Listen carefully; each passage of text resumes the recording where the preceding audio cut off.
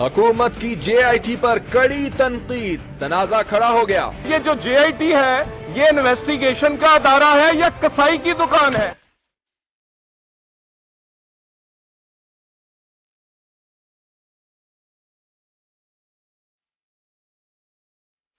Tehran حملے ہیں داعش کی کارروائی، مشرق وسطی میں سیاسی ہلچل۔ چین پاکستان میں فوجی اڈے قائم کرے گا، امریکی رپورٹ میں انکشاف۔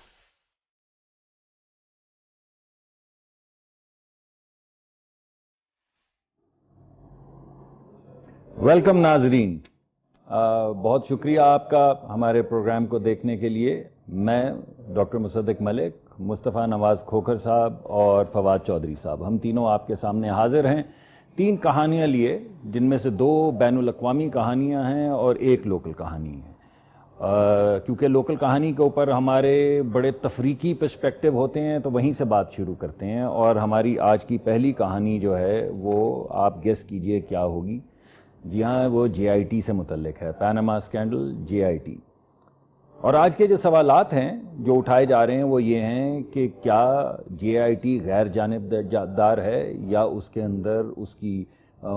کی جو کارکردگی ہے، اس کا جو طریقہ کار ہے، اس کے اندر کوئی تعصب ہے۔ ہمارا نقطہ نظر تو آپ کو معلوم ہے، اور دیگر 2 دوستوں کا بھی اس پہ بات ہوگی۔ یہ جو تفتیش چل رہی ہے، کیا یہ آئین اور قانون کے مطابق ہونی چاہیے، یا تھانے دار کا اور تھانے کا جو کلچر ہے، جوتوں کا، تشدد کا، زور کا، اس کے مطابق چلنی چاہیے؟ یہ بھی ایک امپورٹنٹ سوال ہے۔ اور تیسرا سوال یہ ہے کہ کیا پریشرائز JIT کر رہی ہے ان تمام لوگوں کو جو تفتیش میں شامل ہو رہے ہیں، یا نون لیگ کر رہی ہے اپنے بیانات کے ذریعے؟ تو یہ 3 ہمارے بڑے امپورٹنٹ سوال ہیں جن پہ ہم بے شمار پرسپیکٹیوز لے کر چلیں گے، لیکن ہمارے پاس بہت سی اہم خبریں بھی ہیں۔ اس پہ بات چیت شروع کرتے ہیں، اس کے درمیان میں آپ کو ایک اہم خبر دیں گے۔ اپنے آنکھیں اسکرین پہ اور کان اسپیکر کے ساتھ لگائی رکھیے گا۔ تو میں چودھری صاحب کو اور کھوکھر صاحب کو، جو ہمارے پاس مختلف شہروں سے، لاہور اور نتھیا گلی سے جوائن کر رہے ہیں، ان کو ویلکم کہتا ہوں۔ اور کھوکھر صاحب، آپ سے بات شروع کرتے ہیں، کیونکہ چودھری صاحب کا تو بیانیہ جو ہے بہت پولرائزڈ ہوتا ہے، آپ کا اس پہ کیا موقف ہے؟ دیکھیے ڈاکٹر صاحب، میں نے جیسا کہ پروگرام میں کافی عرصے سے آپ کے ساتھ گفتگو میں ناظرین تک یہ بات پہنچا رہے تھے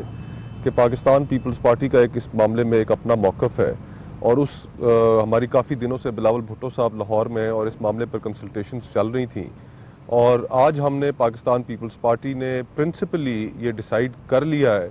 کہ حکومت نے، آپ کی حکومت نے جو ایک ماحول کریٹ کیا ہے عدلیہ سے محاذ آرائی کا، اداروں سے ٹکراؤ کی جو ایک کیفیت آپ نے پیدا کی ہے، اس ساری صورتحال میں اگر آپ نے ماضی میں ماضی جیسا کوئی اپنا قصہ دہرایا جو آپ 97 میں ایک دفعہ کر چکے ہیں، اور اس مزید محاذ آرائی کی صورتحال کو جس طرح آپ عدلیہ کو کرٹیسائز کر رہے ہیں، جس طرح شہباز شریف صاحب نے کیا، آپ کے دیگر وزراء نے کیا، دیگر ممبرز نے کیا، JIT کو جس طریقے سے آپ کرٹیسائز کر رہے ہیں، اس صورتحال میں پاکستان پیپلز پارٹی حکومت اور عدلیہ کے درمیان عدلیہ کے تحفظ کے لیے کھڑی ہوگی۔ یہ ہم نے پرنسپلی ڈیسائیڈ کر لیا ہے کہ Pakistan Peoples party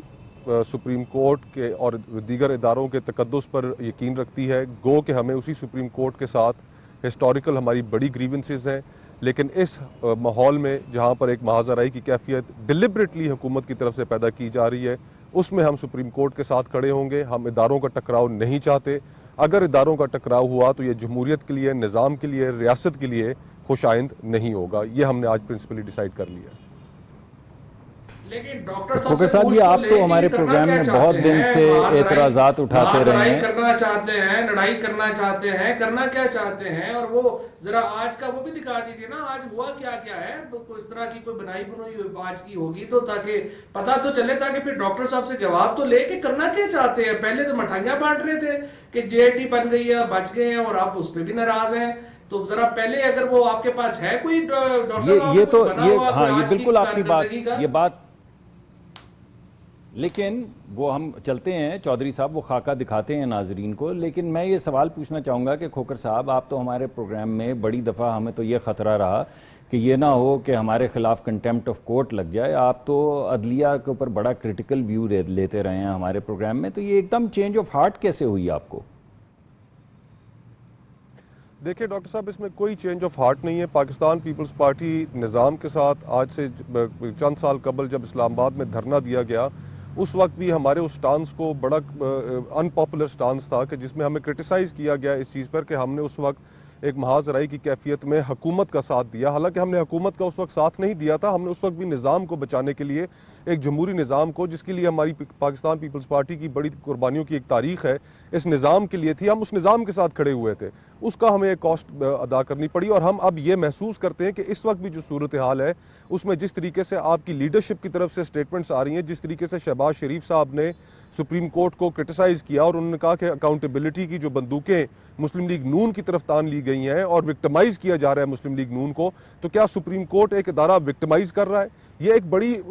significant statement ہے جو شہباز شریف صاحب نے کل دی. ہم نے اس کے اوپر بڑے عرصے سے، ہم پچھلے کچھ دنوں سے ادھر بلاول بھٹو صاحب کی قیادت میں اس پر غور و خوض کر رہے تھے، اور اب ہم نے پھر یہ فیصلہ کیا ہے کہ یہ جو ٹکراؤ کی کیفیت ہے، اگر اس ٹکراؤ کی کیفیت کو مزید آپ نے بڑھایا تو ہمارے پاس کوئی چارہ نہیں رہ جائے گا کہ نظام کو پروٹیکٹ کرنے کے لیے کہ اس ملک میں جمہوریت کا پہیہ چلتا رہے، اداروں کے درمیان تصادم نہ ہو. تو بھائی ایسے کرتے ہیں کھوکر صاحب، سامنے کھڑے ہوں گے، اس کے حمایت میں کھڑے ہوں گے، بلکہ آپ کے سامنے کھڑے ہوں گے اور آپ کو روکیں گے کہ اگر آپ نے اس طرح کی کوئی ماضی کو دہرانے کی کوشش کی.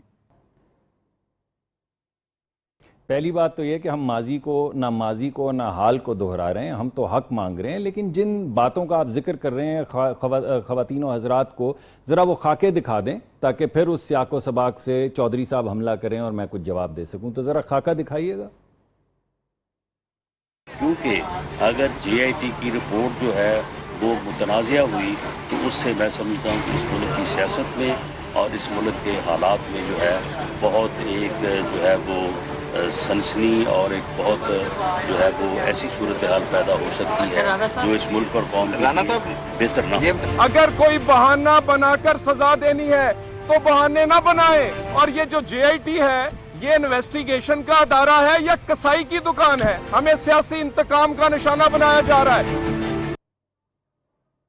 تو یہ چودھری صاحب، یہ دونوں چیزیں آپ کے سامنے آ گئیں اور بھی بہت سے لیڈرز جو ہیں اس پہ گفتگو کر رہے ہیں، لیکن اس میں تو کہیں کسی پہ حملہ کرنے کا ذکر نہیں ہے، کہیں دھرنا دینے کا ذکر نہیں. اس میں تو صرف انصاف مانگا گیا ہے اور یہ کہا گیا ہے کہ تعصب کی فضا جو ہے جس سے شک و شبہ پھیل رہا ہے وہ ختم کیا جائے. تو اس کے اوپر آپ کا کیا خیال ہے کہ یہ ایک دم جو رویہ پیپلز پارٹی کا بدلا ہے، یہ کیوں بدلا ہے؟ صحیح ہے. نہیں، پیپلز پارٹی کا رویہ تو خیر خوش، تمام پارٹیز کو 12 لائن کے ساتھ کھڑا ہونا چاہیے اور جمہوریت کے ساتھ کھڑا ہونا چاہیے. اور جمہوریت کا مطلب یہ ہے کہ جو ادارے ہیں ان کے احکامات کے مطابق چلا جائے اور اس کے مطابق کھڑا ہوا جائے. لیکن مجھے تھوڑا سا سمجھ یہ نہیں آ رہا کہ جے آئی ٹی، مجھے جب یاد پڑتا ہے کہ جب یہ فیصلہ آیا تھا تو اس وقت سب سے زیادہ مٹھائیاں بانٹنے والے جو تھے وہ طلال چودھری صاحب ہی تھے اور باہر مٹھائیاں بھی بانٹ رہی تھے اور آپ نے خود بھی بہت بڑا جو ہے وہ گلاب جامن کھایا تھا، مجھے یاد ہے. تو اب اچانک ڈاکٹر صاحب مجھے تو سمجھ نہیں آ رہی کہ کیوں پی ایم ایل این ساری پلٹا مار گئی ہے اور اب آپ کو اس فیصلے پہ بھی جو ہے پرابلم آ رہا ہے. آپ کا تو انگریزی کا بھی پرابلم نہیں تھا، باقیوں کو تو چلو ہم نے اردو ترجمہ بھجوا دیا، لیکن ہوا کیا ہے آپ لوگوں کو؟ یہ آپ نے بڑا اچھا سوال پوچھا، کیونکہ نہ صرف ہم نے گلاب جامن کھائے تھے بلکہ یہ آپ کو یاد ہوگا کہ جب سپریم کورٹ کا یہ فیصلہ آیا ہے تو اس کے بعد وزیر اعظم صاحب نے ایک خط لکھا کابینہ کو، اور نیب کی تمام طاقتیں جو انپریسیڈنٹڈ ہیں، پاکستان کی تاریخ میں آج تک کسی جے آئی ٹی کے ساتھ ایسا نہیں ہوا، نیب کی تمام طاقتیں جو ہیں وہ دے دی گئیں اس جے آئی ٹی کو. وزیر اعظم کیونکہ سپریم کورٹ کا ایک فیصلہ آ چکا تھا تو بائی سرکولیشن ایک ریزولوشن موو کی گئی اور اوور نائٹ پوری کابینہ سے اس پہ دستخط کروائے گئے تاکہ اس جے آئی ٹی کو امپاور کیا جا سکے. نہ صرف یہ کیا مٹھائی کھانے کے علاوہ، بلکہ تمام جو میوچول لیگل اسسٹنس کی جو ہماری طاقتیں ہیں وہ تمام طاقتیں، یعنی ریاستی طور پہ جو ہمارے اگریمنٹس ہیں، میوچول لیگل اگریمنٹس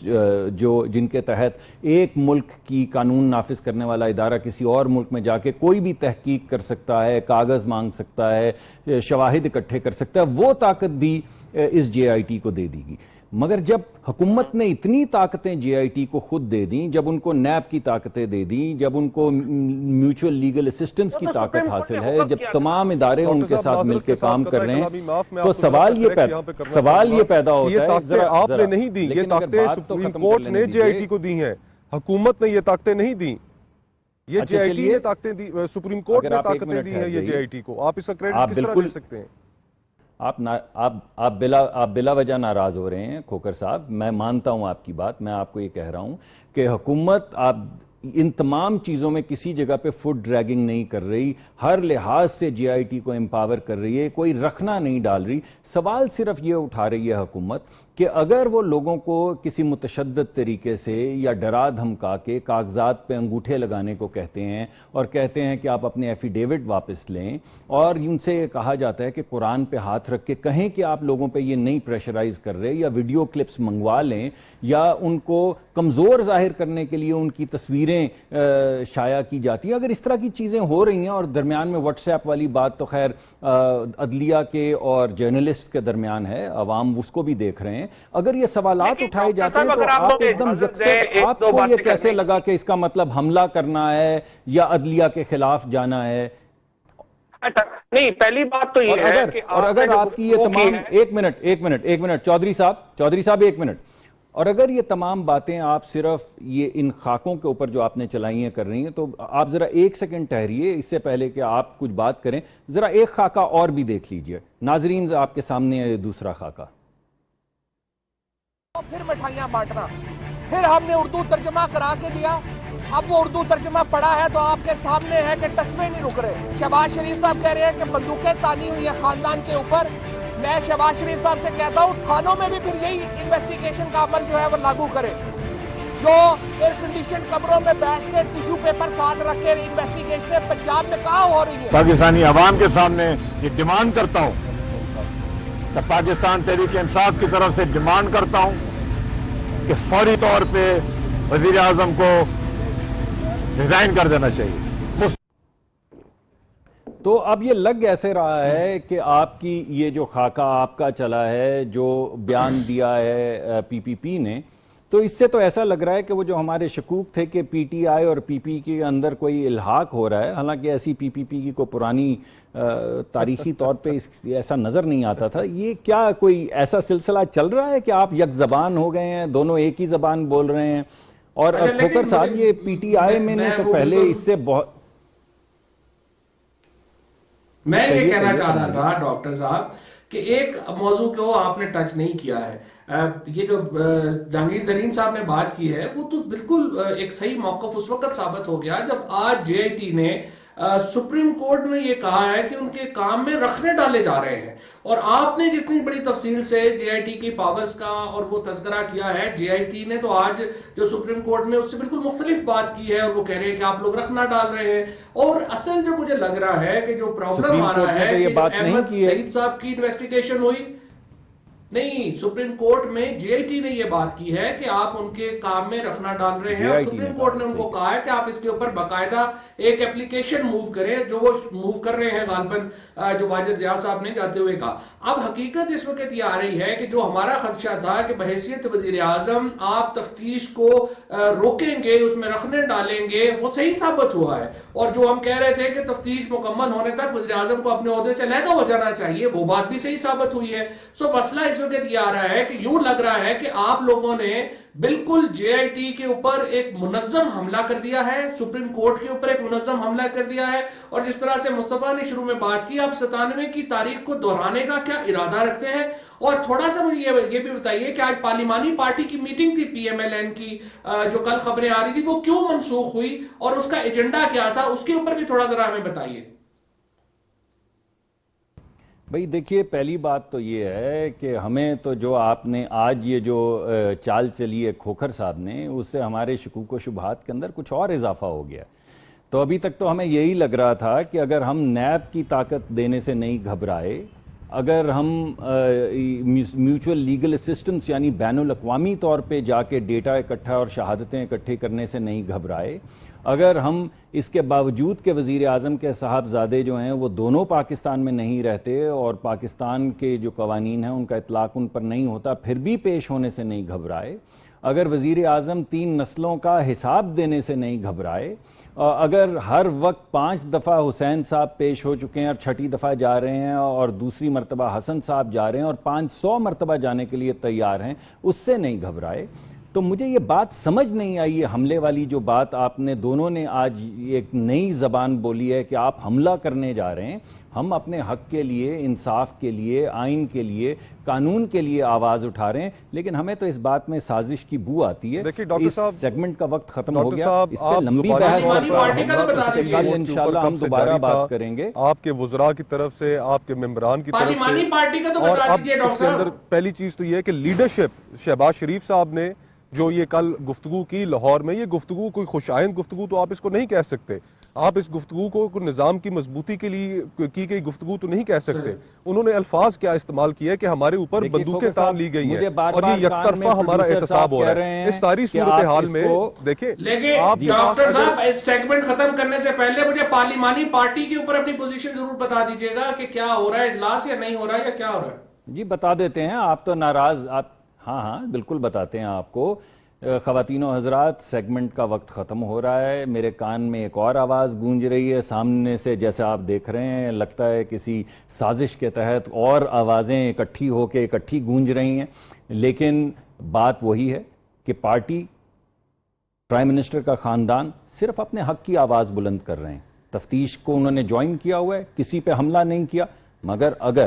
کسی جگہ کے اوپر کوئی چیز غیر آئینی یا غیر قانونی ہوتی ہے تو اس پہ آواز اٹھائی جاتی ہے. اس آواز اٹھانے کو حملہ نہیں کہتے، اور جو لوگ ان کو حملہ کہہ رہے ہیں انہیں ذرا سوچنا ہوگا. جہاں تک پارلیمانی کمیٹی کا ہے، وہ تو ہونے والی ہے دوبارہ، اس کا صرف وقت دوبارہ مقرر کیا جا رہا ہے کیونکہ بارش ہو گئی تھی اور اس کے انتظامات باہر لان کے اندر تھے، تو جو طوفان اور بارش آئی ہے اس کی وجہ سے اس کو پوسٹ پون کیا گیا ہے. اس سیگمنٹ کا وقت ختم ہوتا ہے، کچھ گھڑی ہمارے ساتھ رہیے گا، ہم واپس حاضر ہوتے ہیں.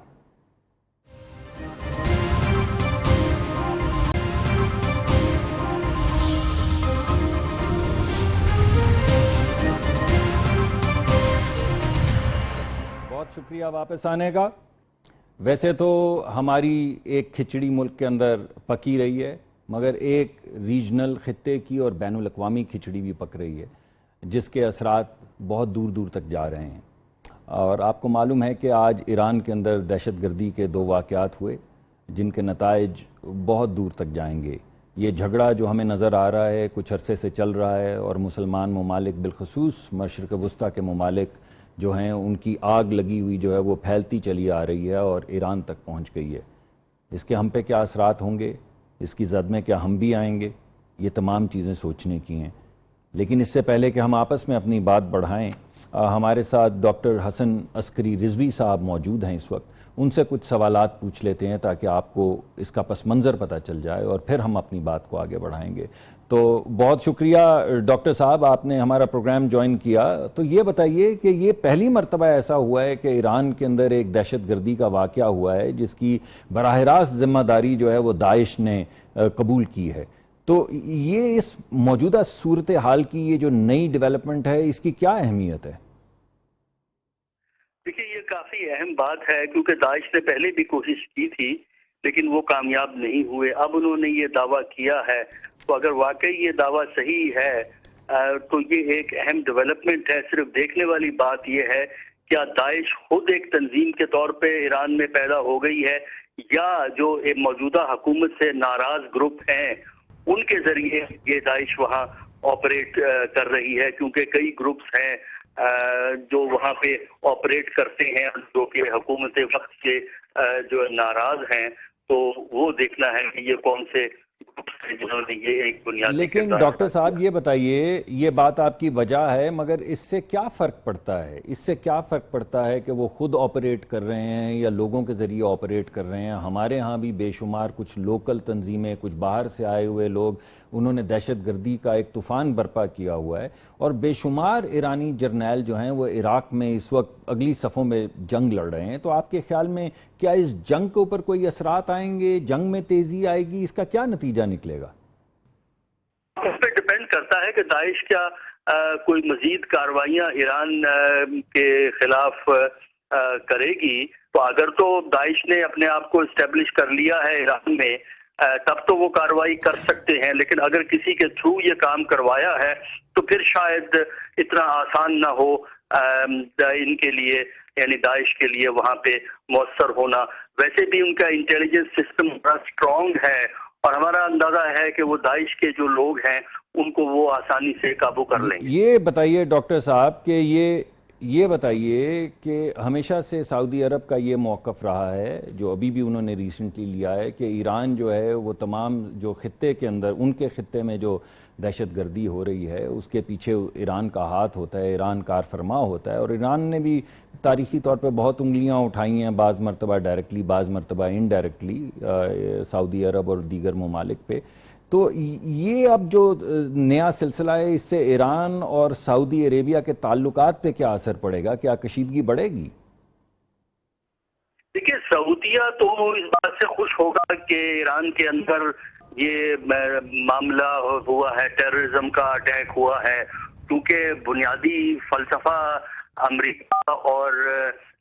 سعودی عربیہ کا اور جو گلف سٹیٹس اس کا ساتھ دے رہی ہیں ان کا یہی ہے کہ ایران کو آئسولیٹ کرنا ہے، ایران کو irrelevant کرنا ہے، ایران کو کمزور کرنا ہے. لہذا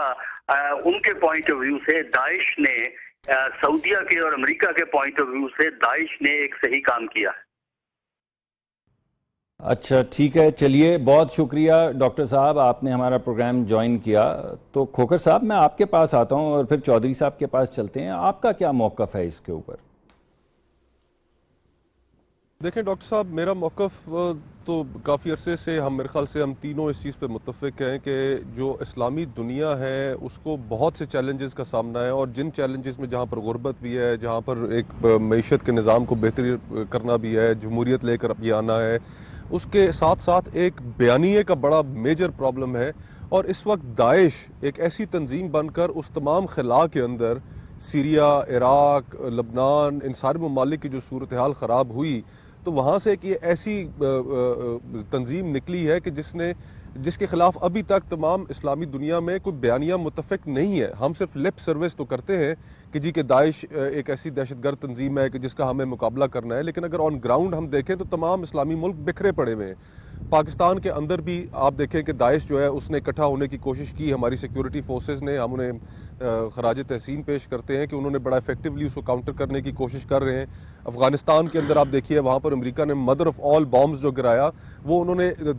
داعش کے کچھ لوگ تھے اور جہاں پر اکٹھے تھے وہاں پر انہوں نے گرایا. تو ہمیں جو ایک افیکٹو کوآرڈینیٹڈ ایفرٹ جو ہے اس کی ہمیں کمی نظر آ رہی ہے. اور اب اگر ایران میں بھی حملے ہو رہے ہیں، اگر سعودی عرب میں بھی ہو رہے ہیں، پاکستان میں بھی ہو رہے ہیں، گلف ممالک میں بھی ہو رہے ہیں، افغانستان میں بھی ہو رہے ہیں، تو ہمیں اکٹھا مل کر اس کے اوپر ایک جوائنٹ ایفرٹ بنانا چاہیے، نہ کہ ہم اپنے باہمی جو لسانی جس کی بنیاد صرف اور صرف لسانی ہے ان مسائل میں ہم الجھ کر اس بیانیے کو ہم نقصان پہنچائیں گے.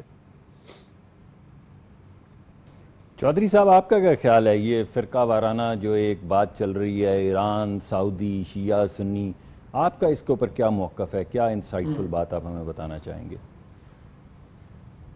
دیکھیں پہلی بات تو مجھے تھوڑا سا ڈاکٹر صاحب حسن عسکری صاحب کی بات سے تھوڑا اختلاف میں کرنا چاہوں گا.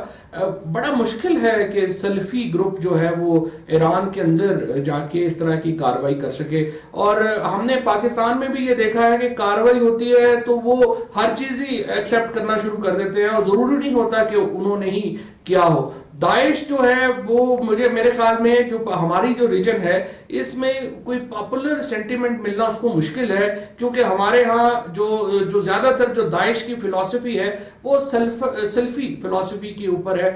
بہت زیادہ یہاں پر انٹرسٹ نہیں ہے ہمارے ہاں. تو مجھے لگتا ہے کہ داعش کی جو لوکل گروپس ہیں، جو ٹیررسٹ گروپس ہیں، ان کے ساتھ ایک مل جاتے ہیں اور وہ کام کر لیتے ہیں جس کو وہ پھر مان لیتے ہیں کہ ہمارا ہے. ان کا فائدہ ان کو یہ ہے کہ ان کے پاس پیسے بہت ہیں. آپ کو معلوم ہے کہ عراق کی بہت بڑی جو ایک آئل کی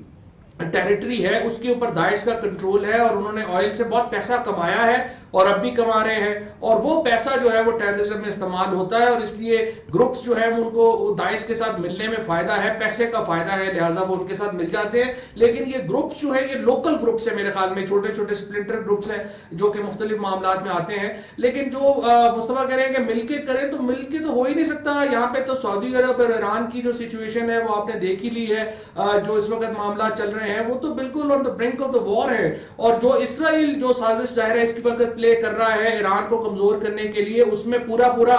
سعودی عرب کا, اور یوں لگ رہا ہے کہ عرب ورلڈ کا تو پورا ایک اس وقت ایک موٹو یہ بنا ہوا ہے کہ کس طریقے سے ایران کو مکمل ختم کیا جائے, حماس کو جو ہے وہ مکمل ختم کیا جائے. تو مسلم ورلڈ کا تو کوئی مجھے نہیں لگ رہا کہ کوئی امکان ہی نہیں ہے کہ اس معاملے کے اوپر اکٹھی ہو سکے گی. البتہ پاکستان کے لیے جو یہ بات آپ کی ٹھیک ہے, اگر میرے خیال میں چودھری صاحب میں یہ کہنا چاہوں گا کہ میرے خیال میں اس بات کو آگے بڑھانے سے پہلے تھوڑی سی داعش کے ارتقاء کے اوپر بھی بات کر لی جائے. آپ کو یاد ہوگا کہ اس خطے کے اندر, افغانستان کے اندر بہت بڑی ایک جنگ چل رہی تھی اور ایک انسٹیٹڈ ایک سیٹلمنٹ تھی کہ ایران جو ہے وہ کابل کے اندر کنسیڈ کرے گا اور اس کے بدلے میں عراق کے اندر اس کو جگہ دی جائے گی. اور آپ نے دیکھا کہ وہ تمام معاملہ جو ہے وہ ناردرن الائنس کی شکل کے اندر کیسے سامنے آیا اور کیا محرکات رہے. اور اس کے فوراً بعد آپ نے یہ بھی دیکھا کہ عراق کے اندر ایک نئی حکومت آئی, پرائم منسٹر مالکی صاحب کی, نوری المالکی صاحب کی حکومت آئی, جس کے اندر انفلوئنس کافی زیادہ ہو گیا ایران کا. اور اس کے نتیجے میں ایک ایک انڈیجنس موومنٹ جو ہے وہاں سے چلی جو بڑی خطرناک تھی, جس کو آئیسس کہا جاتا ہے, جس کو داعش کہا جاتا ہے. یہ اس وقت میں جب شیعہ سنی تفریق عراق کے اندر ہوئی تو وہاں کے ڈیزرٹس کے اندر سے یہ موومنٹ چلی یا چلائی گئی, دونوں نقطہ نظر جو ہیں وہ لوگوں کے سامنے. لیکن اس میں ڈینجرس زیادتی کی وہاں پر سنیوں کے ساتھ, لیکن اس سارے عمل کے اندر جو خطرناک چیز ہوئی وہ یہ تھی کہ اس سے پہلے اس طرح کی کارروائیاں ریاستی سطح پہ کی جاتی تھیں, انٹیلیجنس ایجنسیز کرتی تھیں. لیکن پہلی مرتبہ ایسا ہوا کہ ایک سپلنٹر گروپ نے سب سے پہلے خطے کے اوپر, زمین کے اوپر قبضہ کرنا شروع کر دیا, جس کا چودھری صاحب ذکر کر رہے تھے کہ انہوں نے آئل ریفائنریز پہ قبضہ کیا, انہوں نے زمین کے اوپر اپنا قبضہ کیا اور اپنا جھنڈا گاڑ دیا. یہ سب سے خطرناک چیز تھی آئیسس کی. اب ایسا لگتا ہے کہ انڈیجنسلی یا کسی بین الاقوامی سازش کے تحت یہ دہشت گردی کا بازار جو آؤٹ آف کنٹرول ہو چکا ہے, لگتا ایسا ہے کہ اس کو اب بجائے اس کے کہ اس کا رخ ایسٹ ویسٹ ہو, اس کا رخ ودن یعنی مسلمان ممالک کے اندر شیعہ سنی تفریق کر کے اس کو ایک انورڈ رخ دیا جا رہا ہے. یعنی دہشت گردی تو ختم ہونے کی نہیں ہے, بجائے اس کے کہ سب ویسٹ کی طرف دیکھیں اور کبھی لندن اور کبھی فرانس اور کبھی امریکہ کا ذکر ہو, پاکستان, افغانستان, ایران, عراق, سعودی عربیہ, لیبیا کا ذکر چلتا رہے. یہیں پہ ہم اپنی بات روکتے ہیں, یہیں سے کسی نہ کسی دن اگلے ہفتے اس کا سرا اٹھائیں گے. ہمارے ساتھ رہیے گا, ہمارے سیگمنٹ کا وقت ختم ہو گیا, تھوڑی دیر میں دوبارہ حاضر ہوتے ہیں.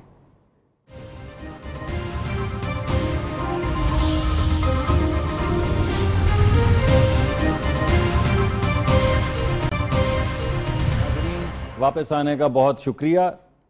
اور آپ کو جیسا کہ معلوم ہے, جب ہم نے اپنا پچھلا سیگمنٹ ختم کیا تو ہم باتیں کر رہے تھے سازشوں کی, اور سازشوں کی باتیں چلی رہی ہیں, تو پھر ان سازشوں کے ذکر شر جو ہے اس کے اندر تھوڑا سا حصہ ہم اور ڈالے رکھتے ہیں. آج اپیرنٹلی ایک رپورٹ نکلی ہے جس میں یہ کہا گیا ہے کہ پاکستان کے اندر کہ نمبر 1 کہ چین جو ہے وہ اپنی ملٹری پاور کو بڑھانا چاہتا ہے, اور جہاں پہ وہ دیگر بیسز استعمال کرے گا اور اپنی ملٹری مائٹ کو بڑھائے گا, وہاں پہ اس کا ایک یہ بھی اسٹریٹجک انٹینٹ ہے کہ وہ پاکستان میں اپنی بیسز بنائے اور پاکستان کے ذریعے اپنا ملٹری انٹرسٹ جو ہے اس کو آگے بڑھائے. تو اس پہ بھی بات کیے لیتے ہیں. ہم نے پاکستان کی خطے کی بات کر لی, ہم نے بین الاقوامی بات کر لی, مشرق وسطیٰ کی کر لی, تو اب ذرا چین اور پاکستان اور دیگر ممالک کا بھی اس میں حصہ ڈالے لیتے ہیں. تو چودھری صاحب آپ بتائیے, آپ کا اس رپورٹ کے متعلق کیا خیال ہے؟ جی, اب پہلے تو ڈاکٹر صاحب یہ بڑی انٹرسٹنگ آج 97 پیجز کی ایک رپورٹ پینٹاگون نے نکالی ہے, امریکہ کا ظاہر ہے جو ڈیفنس ڈپارٹمنٹ ہے, اور اس میں انہوں نے اس امر کا اظہار کیا ہے کہ چائنا جو ہے وہ اپنے بیسز کو ایکسٹینڈ کر رہا ہے. جبوتی میں انہوں نے اپنی ملٹری بیس بنائی ہے, لیکن ہمارے لیے جو پاکستان میں بہت سارے لوگوں کے لیے اور ہمارے لیے ایک اس پہ بات ہے وہ یہ ہے کہ کہا یہ جا رہا ہے, امریکہ کا جو دفاعی ڈپارٹمنٹ ہے پینٹاگون وہ یہ کہہ رہا ہے کہ اگلا جو بیسز بنا رہا ہے چائنا وہ پاکستان میں بنا رہا ہے، اور غالباً ان کا اشارہ جو ہے وہ گوادر کی طرف ہے کہ گوادر میں ملٹری بیس چائنا جو ہے وہ اپنی بنا رہا ہے. یہ بہت ہی ایک بڑا ڈپارچر ہوگا پاکستان کی ریجنل ایک سیاست میں بھی، اور یہ بھی سمجھا گیا کہ پاکستان کے خیر چائنا سے تو ظاہر ہے کہ بڑے قریبی تعلقات تو ہیں، ملٹری کے بھی بڑے قریبی تعلقات ہیں. $9 بلین کی چائنا اپنے آرمز ایکسپورٹ کرتا ہے ایشیا پیسیفک ریجن میں، جس میں پاکستان سب سے اہم ملک ہے. ابھی ہم نے 8 سب میرینز خریدنے کا چائنا سے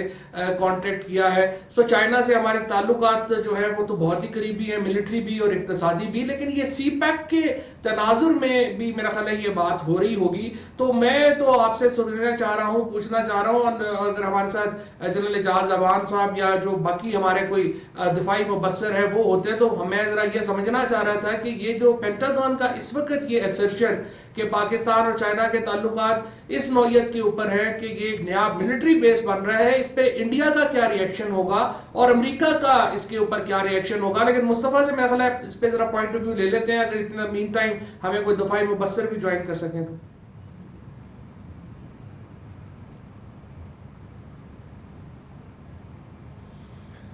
مصطفیٰ صاحب دیکھیں فواد بھائی، جی میرے خیال میں دیکھیں ہمیں پاکستان کو پوری اس دنیا کی جو تاریخ ہے اس کا بھی تھوڑا سا ہمیں پس منظر ذرا ناظرین کے لیے ذرا سامنے رکھنا چاہیے کہ جو عالمی طاقتیں ہوتی ہیں ان عالمی طاقتوں نے، جس طرح امریکہ کو اگر آپ دیکھ لیں تو امریکہ نے اس وقت دنیا کے کئی ممالک میں اپنی بیسز قائم کر رکھی ہیں. جاپان میں ان کی ایک بیس ہے، کوریا کے اندر ان کی، ساؤتھ کوریا میں ان کی بیسز ہیں، پھر اس کے بعد قطر میں ان کی بیسز ہیں جہاں پر 5th فلیٹ ان کا غالباً اسٹیشنڈ ہے.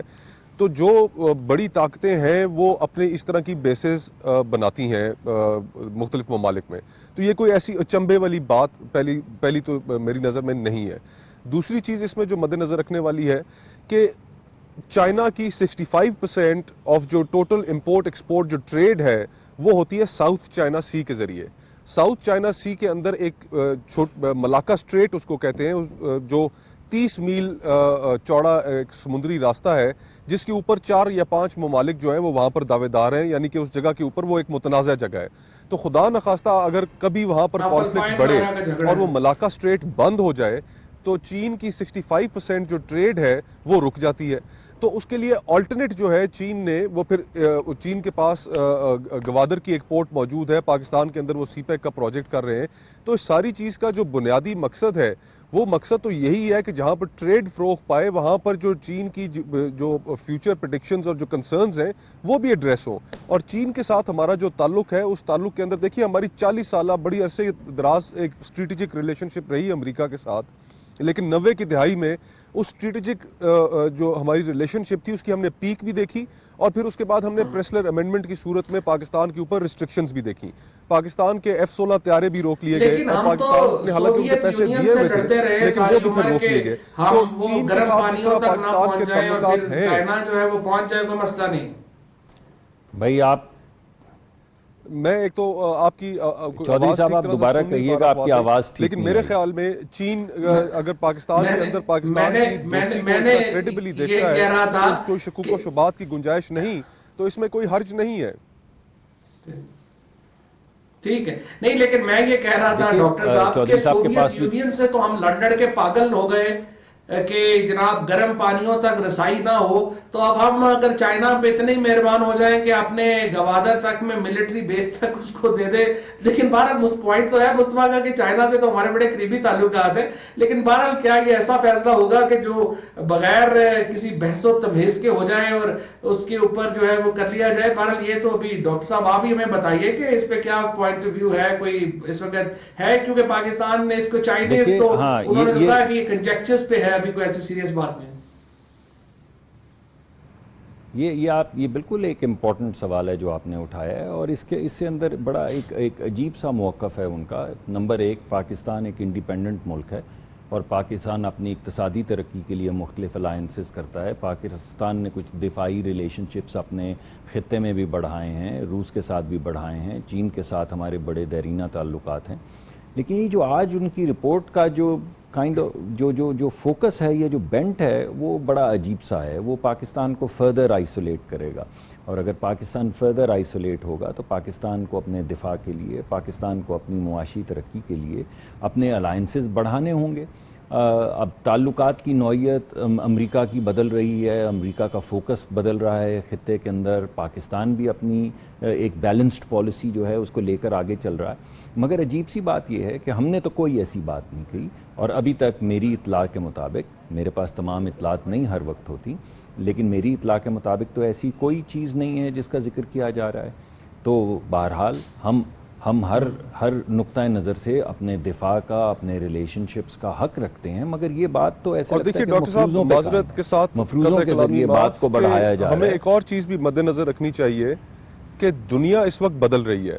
ایک انٹرنیشنل پالیٹکس میں ایک تھیوری ہے رائز آف دا ریسٹ، اس کے مطابق نیسیسریلی امریکہ کمزور نہیں ہو رہا، امریکہ اپنی جگہ پر کھڑا ہے، لیکن وہ باقی تمام ممالک جو امریکہ سے طاقت کے لحاظ سے، معیشت کے لحاظ سے بہت نیچے تھے، وہ بہت تیزی سے اوپر آ رہے ہیں۔ اب ان نئے ابھرتے ہوئے ممالک میں چین ایک ان میں سر فہرست ہے، پھر اسی طرح انڈیا ان کے اس لسٹ کے اندر شمار کیا جاتا ہے۔ تو امریکہ کا جو ٹلٹ ہے انڈیا کی طرف، اور وہ ایک ویزیبل اتنا بڑا ٹلٹ ہے کہ جس کو پاکستان اگنور نہیں کر سکتا، اور اگر اتنا بڑا ٹلٹ ہونے جا رہا ہے اور پاکستان کی جو کنسرنز ہے وہ ایڈریس نہیں ہوتی، تو لامحالہ پاکستان کے پاس آپشن کم رہ جاتی ہیں، اور ان آپشنز میں اگر چین جیسا ملک جس کے ساتھ ہماری ایک لمبی تاریخ ہے اسٹریٹجک ریلیشن شپ کی، اور اس نے سیکیورٹی کاؤنسل ہو، دیگر انٹرنیشنل فورمز ہوں جہاں پر پاکستان کے لیے، پاکستان کو پروٹیکٹ کیا ہے، پاکستان کی جو پوائنٹ آف ویو ہے اس کو سپورٹ کیا ہے، تو پاکستان اس کو کیسے نظر انداز کر سکتا ہے؟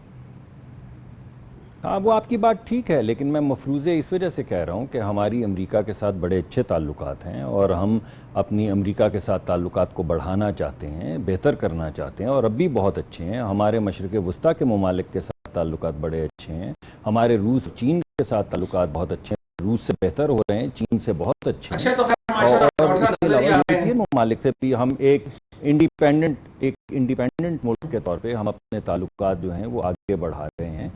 یہ بات بڑی واضح ہے کہ امریکہ نے دنیا کے اندر جو کامیابی پائی ہے دفاعی نقطہ نظر سے، اس کے اندر ایئر فورس کا بہت بڑا کردار ہے۔ یہ بھی واضح ہے کہ روس نے جو کامیابی کمائی ہے اس کے اندر بوٹس کا یا آرمی کا بہت بڑا رول ہے۔ یہ بھی بات واضح ہے کہ یونائٹڈ کنگڈم نے جو کامیابی حاصل کی، اقتصادی کامیابی، اس کے اندر